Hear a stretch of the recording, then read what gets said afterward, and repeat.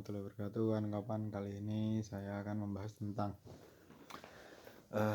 personalia dalam pembuatan produk steril. Nah, personalia atau personel yang bekerja dalam pembuatan produk steril itu diatur dalam JPOB, khususnya pada aneks 1 pembuatan produk steril. Nah, pembuatan produk steril ini apa saja? Contohnya seperti infus, kemudian injeksi antibiotik, large volume parenteral, small volume parenteral, atau sediaan-sediaan yang langsung masuk ke pembuluh darah. Nah, dalam pembuatan produk obat steril itu diatur dalam JPOB, khususnya pada aneks 1 pembuatan produk steril klausa personalia. Nah, mari kita baca apa saja persyaratan atau peraturan personil yang bekerja pada pembuatan produk steril. Yang pertama yaitu hanya personel dalam jumlah terbatas yang diperlukan boleh berada di area bersih atau clean room. Hal ini penting khususnya pada proses aseptis. Inspeksi dan pengawasan hendaklah dilaksanakan sedapat mungkin dari luar area bersih. Jadi dalam pembuatan produk steril, personil yang bekerja hendaknya itu jumlahnya itu enggak terlalu banyak. Karena kenapa? Karena kalau terlalu banyak itu dapat resiko kontaminasi dari personil atau dari lingkungan itu semakin banyak. Seperti itu, ibaratnya kan sumber kontaminan itu juga bisa berasal dari personil. Nah, ketika personilnya sedikit, maka resiko kontaminasinya juga semakin kecil. Apabila banyak, maka resiko kontaminasinya semakin besar. Seperti itu.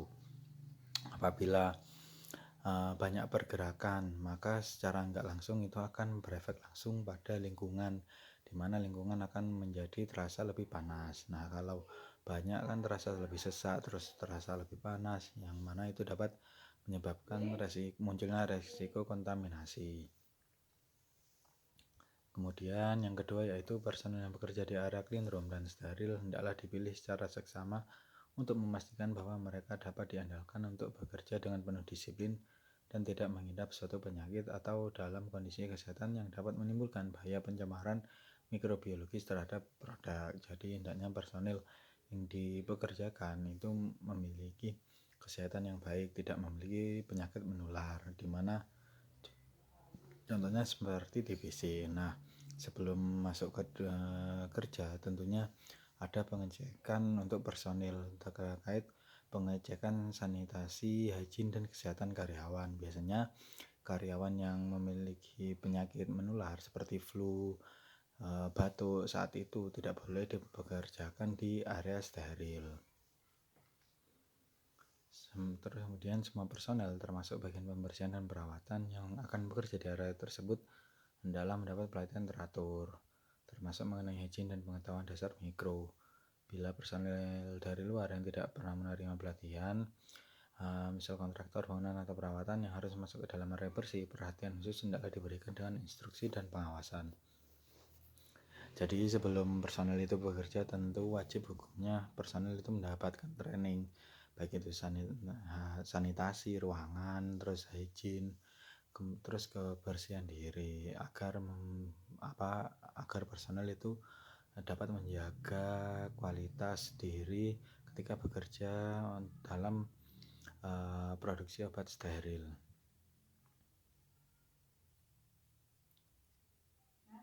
Kemudian staf yang bekerja dengan bahan yang berasal dari jaringan hewan atau mikrob atau biakan mikroba selain yang digunakan dalam proses pembuatan yang berlaku hendaklah tidak memasuki area produk steril kecuali mematuhi prosedur masuk yang ketat dan rinci.